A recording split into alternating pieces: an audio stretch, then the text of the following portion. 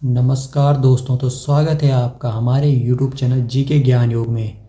तो दोस्तों, आज हम जो शुरू कर रहे हैं घटना चक्र से हम भारतीय राज्य व्यवस्था के MCQ क्वेश्चन देखेंगे। तो हम इसमें जो हमारी जो सीरीज चल रही है उम्मीद सीरीज, हम उसी के तहत इसको कर रहे हैं और हम इसकी अलग प्लेलिस्ट में हम इस चीज़ को डालेंगे। भारतीय राज्य व्यवस्था के जितने भी हम टॉपिक करेंगे तो हम टॉपिक वाइज जिसमें MCQ करेंगे। जैसा कि आज का हमारा टॉपिक है सुप्रीम कोर्ट। तो हम सेशन शुरू करते हैं। जो आज का हमारा पहला प्रश्न है वो है, भारत में उच्चतम न्यायालय का उद्घाटन किस तिथि में हुआ था। तो जो उद्घाटन हुआ था वो हुआ था 28 जनवरी 1950 में हुआ था। और जो इसकी स्थापना हुई थी वो हुई थी 26 जनवरी 1950 को क्या हुई थी, इसकी स्थापना हुई थी। अगला जो हमारा दूसरा प्रश्न है वो है, भारत के सर्वोच्च न्यायालय की स्थापना हुई थी। तो किसके अंतर्गत भारत की सर्वोच्च न्यायालय की स्थापना हुई थी। तो ये हुई थी भारतीय संविधान के द्वारा हुई थी। अगला जो हमारा प्रश्न है वो है, सर्वोच्च न्यायालय में एक मुख्य न्यायाधीश के अतिरिक्त कितने न्यायाधीश होंगे। तो इसका कोई भी आंसर नहीं दे रखा है, आप कमेंट करके इसका आंसर बताइए।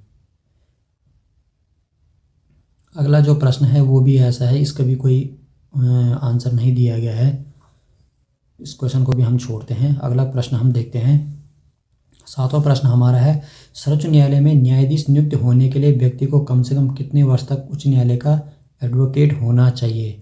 तो कितने होना चाहिए, 10 वर्ष का एडवोकेट होना चाहिए और 5 साल तक क्या होना चाहिए, न्यायाधीश के रूप में कार्य किया हो। तो जो ये सर्वोच्च न्यायालय की जो नियुक्ति का जो ये है, ये अनुच्छेद 124 के 3 के अनुसार क्या है, उच्च न्यायालय में न्यायाधीशों की नियुक्ति के लिए निम्नलिखित योग्यताएं होनी चाहिए। वह क्या, भारत का नागरिक हो, एक या अधिक उच्च न्यायालय का कम से कम 5 वर्ष तक क्या न्यायाधीश रहा हो, या एक या अधिक उच्च न्यायालय में कम से कम 10 वर्ष तक क्या रहा हो, अधिवक्ता रहा हो, वह राष्ट्रपति की राय में परंपरागत क्या हो, विधिवेता हो। अगला जो हमारा प्रश्न है वो है, भारतीय सर्वोच्च न्यायालय में न्यायाधीशों की नियुक्ति कौन करता है। तो कौन करता है, राष्ट्रपति इनकी नियुक्ति करता है। अगला जो हमारा प्रश्न है वो है, निम्नलिखित कथनों पर विचार कीजिए। इसमें क्या हमें निम्नलिखित कथनों पर विचार करना है। तो इसमें जो पहला वाला है वो है, न्यायाधीश जांच अधिनियम 1968 के अनुसार भारत के उच्चतम न्यायालय के किसी न्यायाधीश पर महाभियोग चलाने के प्रस्ताव को लोकसभा के अध्यक्ष द्वारा अस्वीकार नहीं किया जा सकता है। सेकंड है, भारत का संविधान यह परिभाषित करता है और ब्यौरे देता है कि क्या क्या भारत के उच्चतम न्यायालय के न्यायाधीशों की अक्षमता और सिद्ध कदाचार को गठित करते हैं। तीसरा है कि भारत के उच्चतम न्यायालय के न्यायाधीशों के महाभियोग की प्रक्रिया के ब्यूरो न्यायाधीश जांच अधिनियम 1968 में दिए गए हैं। चौथा है, यदि किसी न्यायाधीश के महाभियोग के प्रस्ताव को मतदान हेतु लिया जाता है तो विधि द्वारा अपेक्षित है कि यह प्रस्ताव संसद के प्रत्येक सदन द्वारा समर्थित हो। उस सदन की कुल सदस्य संख्या के बहुमत द्वारा संसद के उस सदन के कुल उपस्थित मत देने वाले सदस्यों के कम से कम 2/3 द्वारा समर्थित हो। तो उपयुक्त में से कौन से कथन सही हैं। तो इसमें हमें बताना है कि कौन से हैं। तो इसमें 3 और 4 क्या है, सही है। जो कि क्या दे रखा है, भारत के उच्चतम न्यायालय के न्यायाधीशों के महाभियोग की प्रक्रिया के न्यायाधीश की जांच के अधिनियम 1968 में दिए गए हैं। और चौथा वाला क्या है, यदि किसी न्यायाधीश के महाभियोग के प्रस्ताव को मतदान हेतु लिया जाता है तो विधि द्वारा अपेक्षित है कि यह प्रस्ताव संसद के प्रत्येक सदन द्वारा समर्थित हो। उस सदन की कुल सदस्य संख्या के बहुमत द्वारा तथा संसद के उस सदन के कुल उपस्थित और मत देने वाले सदस्यों के कम से कम 2/3 द्वारा समर्थित हो। अगला जो हमारा प्रश्न है वो हम देखते हैं। अगला जो हमारा प्रश्न है वो है, सर्वोच्च न्यायालय के न्यायाधीश के इसमें डैश के बाद भारत के राष्ट्रपति द्वारा हटाए जा सकते हैं। तो इसका हम आंसर देखते हैं। तो इसका क्या हो जाएगा, ये जो प्रश्न है ये है, सर्वोच्च न्यायालय के न्यायाधीश के बाद राष्ट्रपति द्वारा हटाए जा सकते हैं। किसके द्वारा हटाए जा सकते हैं, तो संसद में महाभियोग प्रस्ताव पारित होने, ठीक है, संसद में महाभियोग प्रस्ताव होने के बाद भारत के राष्ट्रपति द्वारा हटाए जा सकते हैं। अगला जो हमारा प्रश्न है वो हम देखते हैं, सर्वोच्च न्यायालय में सेवानिवृत्ति की आयु कितनी है। इसमें 65 वर्ष सेवानिवृत्ति की आयु है। इसके बारे में हम देखते हैं कि सर्वोच्च न्यायालय में न्यायाधीशों के लिए सेवानिवृत्ति की आयु 65 वर्ष है, जबकि उच्च न्यायालय में क्या 62 है। ठीक है। और अगला जो हमारा प्रश्न है वो है सर्वोच्च न्यायालय के न्यायाधीशों की सेवानिवृत्ति की उम्र क्या है। तो ये क्या हो जाएगा, ये दोबारा से रिपीट क्वेश्चन है, इसका क्या हो जाएगा 65 वर्ष। अगला जो हमारा प्रश्न है वो है उच्चतम न्यायालय के न्यायाधीशों का वेतन निर्धारण किया जाता है। तो किसके द्वारा किया जाता है, संसद द्वारा निर्धारण किया जाता है। इसमें है कि संविधान के अनुच्छेद 125 के एक के तहत उच्चतम न्यायालय के न्यायाधीशों के वेतन का निर्धारण संसद द्वारा बनाई गई विधि के तहत किया जाता है। अगला जो हमारा प्रश्न है वो है भारत के उच्चतम न्यायालय की स्वायत्तता की रक्षा हेतु क्या प्रावधान है। तो इसमें क्या है, उच्चतम न्यायालय के न्यायाधीशों की नियुक्ति करते समय भारत के राष्ट्रपति को भारत के मुख्य न्यायाधीश से विचार विमर्श करना पड़ता है। दूसरा दे रखा है उच्चतम न्यायालय के न्यायाधीशों को केवल भारत के मुख्य न्यायाधीश द्वारा हटाया जा सकता है। तीसरा दे रखा है कि न्यायाधीशों का वेतन भारत की संचयी निधि पर आरोपित होता है, जिस पर विधानमंडल को अपना मत नहीं देना होता है।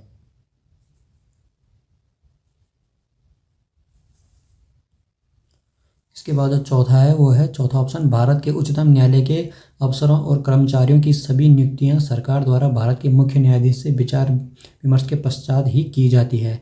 तो इसमें से बताने कि कौन सा कथन सही है। तो इसमें 1 और 3 क्या हो जाएंगे, सही हो जाएंगे। तो ये हमारा जो 17वां क्वेश्चन था ये था, इसमें हमारे 1 और 3, जो कि एक क्या है, उच्चतम न्यायालय के न्यायाधीशों की नियुक्ति करते समय भारत के राष्ट्रपति को भारत के मुख्य न्यायाधीश से विचार विमर्श करना पड़ता है। और जो हमारा तीसरा वाला है, न्यायाधीश का वेतन किस में होता है, भारत की संचयी निधि पर क्या होता है, आरोपित होता है।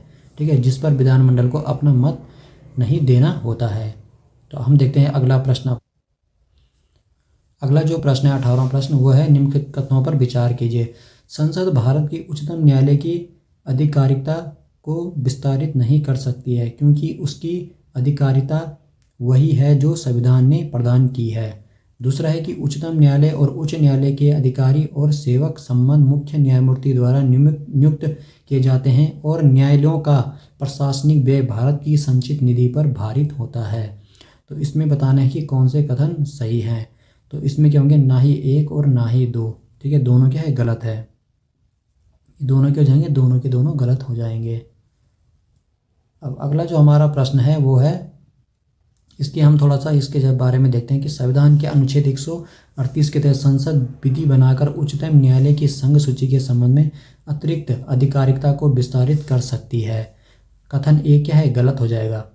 उच्चतम न्यायालय के अधिकारी और सेवक अनुच्छेद 146 के 1 के तहत उच्च न्यायालयों के अधिकारी और सेवक अनुच्छेद यानी 229 के 1 के तहत संबंध मुख्य न्यायमूर्ति द्वारा या उसके द्वारा निर्दिष्ट न्यायाधीश या अधिकारी द्वारा नियुक्त किए जाते हैं। तथापि अनुच्छेद 146(5) के तहत जहां उच्चतम न्यायालय का प्रशासनिक व्यय भारत की संचयी निधि पर भारित होता है, वहीं अनुच्छेद 229(3) के तहत उच्च न्यायालय का प्रशासनिक व्यय राज्य की संचयी निधि पर भारित होता है। इस प्रकार कथन 2 भी क्या हो जाएगा, गलत हो जाएगा। अगला जो हमारा प्रश्न है, अगला प्रश्न है 19वां, सेवानिवृत्त होने के पश्चात सर्वोच्च न्यायालय के न्यायाधीश वकालत कर सकते हैं। तो क्या किसी भी न्यायालय में नहीं कर सकते हैं। इसका आंसर क्या हो जाएगा, डी हो जाएगा। अब इसके बारे में हम देखते हैं। संविधान के अनुच्छेद 124 के 7 के अनुसार सेवानिवृत्त होने के पश्चात सर्वोच्च न्यायालय के न्यायाधीश किसी भी न्यायालय में क्या वकालत नहीं कर सकते हैं, जबकि अनुच्छेद 220 के अनुसार उच्च न्यायालय के न्यायाधीश सेवानिवृत्त होने के बाद क्या कर सकते हैं, उच्चतम न्यायालय में एवं अन्य उच्च न्यायालय में जिस उच्च न्यायालय में स्थायी न्यायाधीश रहे हों उसमें नहीं में वकालत कर सकते हैं। ठीक है, अब हम देखते हैं अगला प्रश्न। अब जो हमारा अगला प्रश्न है वो है, भारत के सर्वोच्च न्यायालय के कार्यवाहक मुख्य न्यायाधीश की नियुक्ति करता है। तो कौन करता है, राष्ट्रपति करता है। अनुच्छेद 126 के अनुसार सर्वोच्च न्यायालय के कार्यवाहक मुख्य न्यायाधीश की नियुक्ति राष्ट्रपति द्वारा की जाती है। ऐसा तब किया जाता है जब मुख्य न्यायाधीश का पद क्या रिक्त हो अथवा वह अपने कर्तव्यों का निर्वहन करने में असमर्थ हो। अगला जो हमारा प्रश्न है वो है, भारत के कार्यवाहक एवं मुख्य न्यायाधीश की नियुक्ति कौन करता है। तो कौन करता है, राष्ट्रपति करता है। अगला जो प्रश्न है वो है 22वां प्रश्न, सर्वोच्च न्यायालय के न्यायाधीशों की नियुक्ति की जाती है राष्ट्रपति के द्वारा। ठीक है, राष्ट्रपति के द्वारा क्या की जाती है, सर्वोच्च न्यायालय के मुख्य न्यायाधीश से परामर्श के साथ की जाती है। इसका आंसर ये हो जाएगा। अगला जो हमारा प्रश्न है हम देखते हैं। अगला जो हमारा प्रश्न है वो है, भारत के सर्वोच्च न्यायालय ने किस वर्ष में न्यायाधीशों की नियुक्ति के लिए क्या कॉलेजियम व्यवस्था को अपनाया था। ठीक है, कॉलेजियम जो व्यवस्था है उसको अपनाया था। तो किसके तहत अपनाया था? 1993 के तहत अपनाया था। इसके बारे में हम देखते हैं। भारत के सर्वोच्च न्यायालय ने उच्चतर न्यायाधीशों की नियुक्ति एवं स्थानांतरण के लिए 1993 में क्या किया था? कॉलेजियम व्यवस्था को अपनाया था। वर्ष 1993 में supreme court advocate on record association बनाम यूनियन ऑफ इंडिया मामले में सर्वप्रथम उच्चतम न्यायालय द्वारा न्यायाधीशों की नियुक्ति के लिए कॉलेजियम की स्थापना का निर्णय दिया गया। इस निर्णय के तहत मुख्य न्यायाधीश के साथ सर्वोच्च न्यायालय के 2 अन्य क्या होंगे? वरिष्ठतम न्यायाधीश का क्या होगा? कॉलेजियम मंडल निर्धारित किया गया तथा जिसमें 1998 में विस्तारित कर मुख्य न्यायाधीश के साथ सर्वोच्च न्यायालय के क्या 4 अन्य वरिष्ठतम न्यायाधीश से संरक्षित कर दिया गया। अब अगला हमारा प्रश्न है 24वां प्रश्न।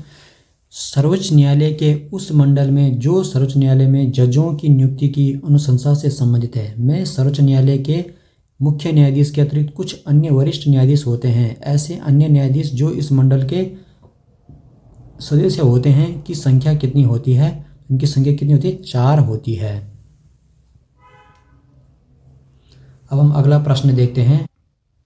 अगला प्रश्न है हमारा 25वां प्रश्न। निम्नलिखित में से किसमें उच्चतर न्यायालयों के न्यायाधीशों की नियुक्ति में कार्यपालिका, विधायिका एवं मुख्य न्यायाधीश की भागीदारी की अनुशंसा की गई है? तो किसमें की गई है? द्वितीय प्रशासनिक सुधार आयोग में की गई है। इसके बारे में भी देख लेते हैं। द्वितीय प्रशासनिक सुधार आयोग के द्वारा उच्चतर न्यायालयों के उच्चतम न्यायालय एवं उच्च न्यायालयों के न्यायाधीशों की नियुक्ति में कार्यपालिका, विधायिका एवं मुख्य न्यायाधीश की भागीदारी की अनुशंसा की गई थी। इस आयोग का गठन 31 अगस्त 2005 को वीरप्पा मोइली की अध्यक्षता में किया गया था। अगला जो हमारा प्रश्न है वो है 26वां प्रश्न। भारत के सर्वोच्च न्यायालय में निम्नलिखित में से किस प्रकार के न्यायाधीशों की नियुक्ति की जा सकती है? पहला है तदर्थ न्यायाधीश, दूसरा है अतिरिक्त न्यायाधीश। तो इसमें कोड देकर हमें बताना है कि कौन सा सही है। तो क्या है? एक सही है और दूसरा क्या गलत है। तदर्थ न्यायाधीश रखे जाते हैं। ठीक है, तदर्थ न्यायाधीश की नियुक्ति कौन से अनुच्छेद में है? 127 में है तदर्थ न्यायाधीश। अब देखो, संविधान के अनुच्छेद 127 के ए के तहत यदि किसी समय भारत के सर्वोच्च न्यायालय के सत्र को आयोजित करने या चालू रखने के लिए उस न्यायालय के न्यायाधीशों की अगर क्या होती गणपूर्ति क्या कोरम क्या प्राप्त ना हो तो भारत के मुख्य न्यायमूर्ति द्वारा राष्ट्रपति की पूर्व सहमति से और संबंधित उच्च न्यायालय के मुख्य न्यायाधीश से परामर्श के बाद उस उच्च न्यायालय के किसी न्यायाधीश को जो सर्वोच्च न्यायालय का क्या हो न्यायाधीश नियुक्त होने के पात्र हो सर्वोच्च न्यायालय में तदर्थ न्यायाधीश के रूप में नामित किया जा सकता है। न्यायाधीशों की नियुक्ति संबंधी प्रावधान केवल उच्च न्यायालय के संदर्भ में है, अन्य न्यायालयों के लिए नहीं है। दूसरी ओर अपर या अतिरिक्त और कार्यकारी न्यायाधीशों की नियुक्ति संविधान के अनुच्छेद में 224 के तहत उच्च न्यायालयों में की जा सकती है कि सर्वोच्च न्यायालय में नहीं।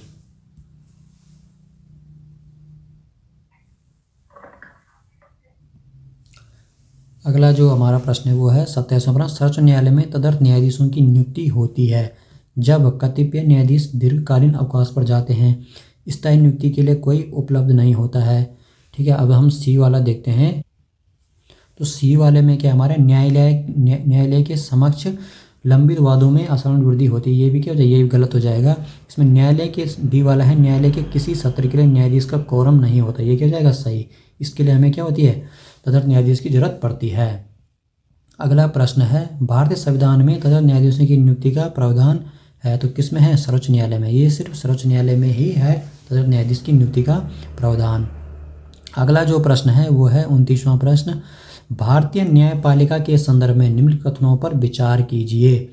तो भारत के राष्ट्रपति की पूर्व अनुमति से भारत के मुख्य न्यायमूर्ति द्वारा उच्चतम न्यायालय से सेवानिवृत्त किसी न्यायाधीश को उच्चतम न्यायालय के न्यायाधीश के पद पर बैठने और कार्य करने हेतु बुलाया जा सकता है। दूसरा है कि भारत में किसी भी उच्च न्यायालय को अपने निर्णय के पुनर्विलोकन की शक्ति प्राप्त है जैसा कि उच्चतम न्यायालय के पास है। तो इसमें हमें बताना है कि कौन से सही हैं। तो ये दोनों के जाएंगे सही हो जाएंगे। इसके बारे में हम आगे देखते हैं। संविधान के अनुच्छेद 128 के अनुसार भारत का मुख्य न्यायमूर्ति किसी भी समय राष्ट्रपति की पूर्व सहमति से उच्चतम न्यायालय का न्यायाधीश रहे। किसी व्यक्ति या उच्च न्यायालय का न्यायाधीश रहे। किसी व्यक्ति जो उच्चतम न्यायालय का न्यायाधीश नियुक्त होने के लिए सम्यक रूप से अहर्त हो से उच्चतम न्यायालय के न्यायाधीश के रूप में बैठने और कार्य करने के लिए अनुरोध कर सकेगा। इस प्रकार का कथन एक सही है। दूसरा है कि संविधान के अनुच्छेद 215 के तहत प्रत्येक उच्च न्यायालय अभिलेख न्यायालय होता है तथा उसको अपने अवमान के लिए दंड देने की शक्ति के साथ न्यायालय की सभी शक्ति प्राप्त होती है। जो अभिलेख न्यायालय होता है वो कौन से अनुच्छेद में, वो 129वें अभिलेख में है। इसके बाद है इसमें पोटाटा कलाथिल रामकृष्णन बनान तहसीलदार तिरूर एवं अन्य वाद में यह निर्णय दिया गया कि अभिलेख न्यायालय होने के कारण उच्च न्यायालय संविधान के अनुच्छेद 226 के तहत अपने निर्णयों को क्या करेगा, पुनर्विलोकन कर सकता है। उल्लेखनीय है कि उच्चतम न्यायालय को संविधान के अनुच्छेद 137 के तहत अपने द्वारा दिए गए आदेश या सुनाए गए निर्णय का पुनर्विलोकन करने की शक्ति प्राप्त है। इस प्रकार कथन 2 भी क्या है, सही है। अब हम देखते हैं अगला जो प्रश्न है वह है उच्चतम न्यायालय में संविधान के निर्वाचन से संबंधित मामले की सुनवाई करने के लिए न्यायाधीशों की संख्या कम से कम कितनी होनी चाहिए। तो कितनी होनी चाहिए, 5 होनी चाहिए। अगला जो हमारा प्रश्न है वो है संविधान के निर्वाचन के बारे में विधि के सारवान प्रश्न से संबंधित वाद पर विचार करने के लिए उच्चतम न्यायालय के न्यायाधीशों की संख्या कम से कम कितनी होनी चाहिए। ये क्वेश्चन रिपीट है, 5 होनी चाहिए। अगला जो हमारा प्रश्न है वो है केंद्र और राज्य के बीच होने वाले विवादों का निर्णय करने के भारत के उच्चतम न्यायालय की शक्ति किसके अंतर्गत आती है। तो किसके अंतर्गत आती है, मूल अधिकारिकता के अंतर्गत आती है। हम जो डिटेल वाले पढ़ेंगे वो उन्हीं क्वेश्चन के बारे में डिटेल में पढ़ेंगे, जो क्वेश्चन हमें क्या लगेगा, इंपॉर्टेंट लगेगा। अगला जो प्रश्न है वो है 36वां प्रश्न, निम्नलिखित कथनों में से कौन सा एक सही नहीं है। तो इसमें बताना हमें कौन सा एक सही नहीं है।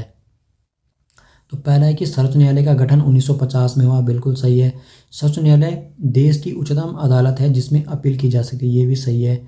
सी वाला है सर्वोच्च न्यायालय को कोर्ट मार्शल को छोड़कर अन्य किसी भी उच्च न्यायालय अदालतों की सुनवाई कर सकता है, ये क्या हो जाएगा, गलत हो जाएगा। डी वाला है सर्वोच्च न्यायालय कोर्ट मार्शल के साथ अन्य किसी भी उच्च न्यायालय अदालतों की सुनवाई कर सकता है, ये क्या हो जाएगा, बिल्कुल सही हो जाएगा। अगला जो हमारा प्रश्न है वो है भारत का सर्वोच्च न्यायालय एक अभिलेख न्यायालय है। इसका आशय है कि, ठीक है, हमें बताना इसका आशय क्या है। इसे अपने सभी निर्णयों का अभिलेख रखना होता है, ये क्या जाएगा, ये गलत हो जाएगा। इसके सभी निर्णयों का साक्ष्यात्मक मूल्य होता है और इस पर किसी भी न्यायालय में प्रश्न चिन्ह नहीं लगाया जाता, ये क्या हो जाएगा, ये सही हो जाएगा। ठीक है, अभिलेख न्यायालय यानी लिखित, ठीक है, लिखित में जो होता है उसे अभिलेख न्यायालय कहा जाता है। इसे अपनी अवमानना करने वाले को दंडित करने की शक्ति है। इसके निर्णय के विरुद्ध कोई अपील नहीं की जा सकती, ये क्या जाएंगे, ये गलत जाएंगे। इससे आशय क्या है, ये बी वाला इसका आंसर हो जाएगा। अब हम देखते हैं इसके बारे में। अनुच्छेद 129 उच्चतम न्यायालय को अभिलेख न्यायालय घोषित करता है। अभिलेख न्यायालय का तात्पर्य क्या है, ऐसे न्यायालय के निर्णय और कार्यवाही लिखित होती है, उन्हें पूर्व निर्णय के रूप में प्रस्तुत करने के लिए सुरक्षित रखा जाता है। ऐसे न्यायालय को अपनी अवमानना के लिए दंडित करने की शक्ति होती है। अतः सर्वोच्च न्यायालय के अभिलेख न्यायालय होने का तात्पर्य है कि इसके सभी निर्णयों का साक्ष्यात्मक मूल्य होता है और इस पर किसी भी न्यायालय में प्रश्न चिन्ह नहीं लगाया जा सकता है। यद्यपि है कि उपयुक्त बी और सी दोनों क्या है, सही हैं। अगला जो हमारा प्रश्न है वो है भारत के नीचे दिए गए न्यायालयों में से किन्हें अभिलेख न्यायालय माना जाता है। तो इसमें किसे माना जाता है, सिर्फ उच्च न्यायालय एवं उच्चतम न्यायालय को माना जाता है। भारतीय संविधान के किसमें अनुच्छेद 129 के तहत क्या है, उच्चतम न्यायालय को क्या है, तथा अनुच्छेद 215 के तहत उच्च न्यायालय को अभिलेख न्यायालय का दर्जा प्रदान किया गया है। सुप्रीम कोर्ट में तो 129 में और हाई कोर्ट में किस में है, 215, अनुच्छेद 215 में। अब हम देखते हैं अपना अगला प्रश्न। अगला जो हमारा प्रश्न है वो है निम्नलिखित कथनों पर विचार कीजिए। तो इसमें हमने विचार करना है कि एच एन सन्याल समिति की रिपोर्ट के अनुसरण में न्यायालय की अवमानना अधिनियम 1971 पारित किया गया था। ये क्या हो जाएगा? बिल्कुल सही हो जाएगा। भारत का संविधान उच्चतम न्यायालय और उच्च न्यायालय को अपनी अवमानना के लिए दंड देने हेतु शक्ति प्रदान करता है। ये भी सही हो जाएगा। भारत का संविधान सिविल अवमानना और आपराधिक अवमानना को परिभाषित करता है। ये क्या हो जाएगा? गलत हो जाएगा। भारत में न्यायालय की अवमानना के विषय में कानून बनाने के लिए संसद में शक्ति नहीं है। ये भी क्या हो जाएगा? बिल्कुल सही हो जाएगा। तो इसमें से उपयुक्त में से कौन से सही हैं? तो क्या हो जाएगा? 1, 2, 4 क्या हो जाएंगे? सही। तीसरा वाला गलत था। अगला जो हम प्रश्न देखते हैं वो है हमारा 40वां प्रश्न। उच्चतम न्यायालय मामलों की सुनवाई नई दिल्ली में करता है, परंतु किसी अन्य स्थान पर भी सुनवाई कर सकता है। तो कैसे कर सकता है? राष्ट्रपति के अनुमोदन से कर सकता है। अब हम देखते हैं अगला प्रश्न है, निम्नलिखित में से किस वाद में उच्च न्यायालय ने संविधान के मूल ढांचे का सिद्धांत प्रतिपादित किया था? तो किसमें किया था? केशवानंद भारती में। इसके बारे में हम थोड़ा देख लेते हैं। केशवानंद भारती बनाम केरल राज्य मामले में 1973 में उच्चतम न्यायालय की 13 सदस्य संविधान पीठ ने संविधान के मूल ढांचे का सिद्धांत प्रतिपादित किया था। इस निर्णय में यद्यपि संविधान संशोधन की संसद की शक्ति को स्वीकार किया गया था, परंतु यह भी कहा गया कि अनुच्छेद 368 संसद को क्या कर सकता है? संविधान की मूल संरचना या सांचे ढांचे में परिवर्तन की शक्ति प्रदान नहीं करता है। अब हम देखते हैं अगला प्रश्न। हमारा जो अगला प्रश्न है वह है, निम्नलिखित में से किस वाद में भारतीय संविधान के मूलभूत ढांचे की अवधारणा प्रतिपादित किए गए है? इंदिरा साहनीवाद, बिल्कुल, शंकरी प्रसाद का वाद या राहुल शाह का वाद? तो हमें बताना है। नहीं, ये इसमें से क्या है कि निम्नलिखित में किस वाद में भारतीय संविधान के मूलभूत ढांचे की अवधारणा प्रतिपादित की गई थी? ठीक है, तो इसमें से इसमें भी नहीं की गई, इसमें भी नहीं की गई और इसमें भी नहीं की। ठीक है, उपयुक्त में से कोई नहीं इसका आंसर हो जाएगा। अगला जो प्रश्न है वो है, भारतीय संविधान के निम्नलिखित अनुच्छेद में से कौन सर्वोच्च न्यायालय द्वारा भारत का अनुलंघनीय मौलिक ढांचा घोषित किए गए हैं? ठीक है, तो क्या है? पहला हो जाएगा अनुच्छेद 32, ये सही हो जाएगा। अनुच्छेद 226 ये भी सही हो जाएगा और अनुच्छेद 227 ये भी हो जाएगा। ठीक है, अनुच्छेद 245 नहीं होगा।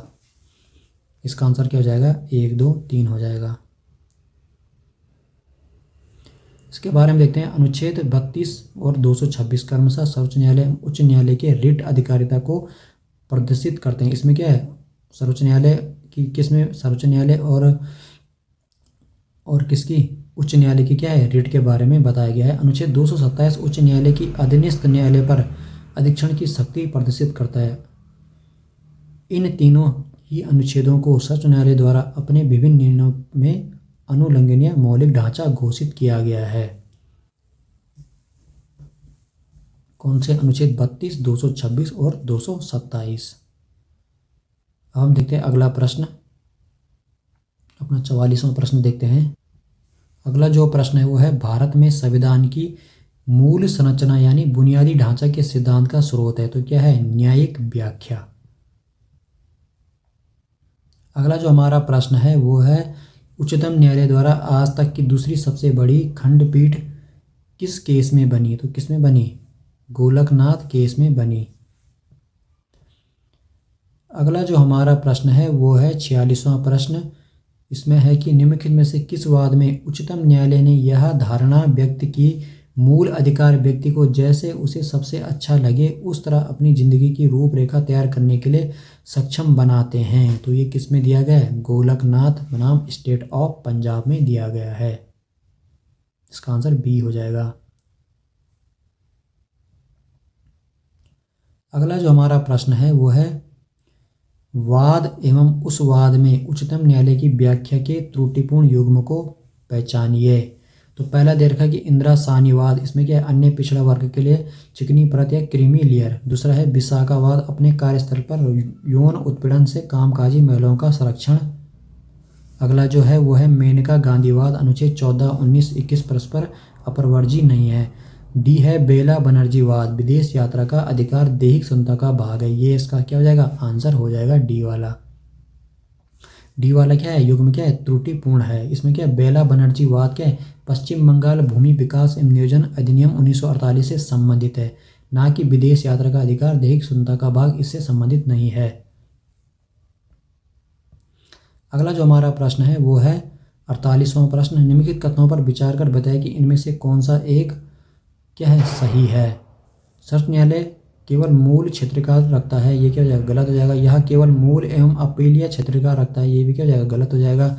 यह केवल परामर्श सम्मत तथा अपीलीय क्षेत्राधिकार रखता है, ये भी क्या हो जाएगा गलत हो जाएगा। यह मूल अपीलीय और परामर्श संबंधित क्षेत्राधिकार रखता है, ये क्या हो जाएगा सही। इसका आंसर क्या हो जाएगा डी वाला हो जाएगा।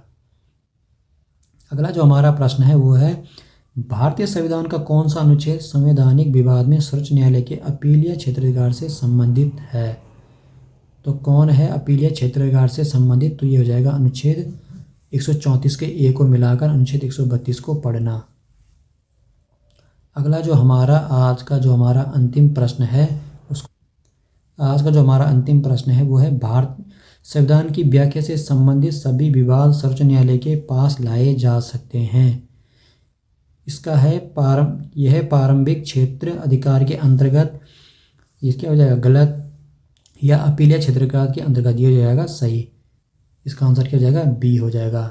अगर दोस्तों वीडियो सही लगी है तो इस तरह से हम घटना चक्र को पूरा कंप्लीट करेंगे। आप अपने सामने अपनी बुक रख सकते हो और सुन के उसको याद कर सकते हो। धन्यवाद।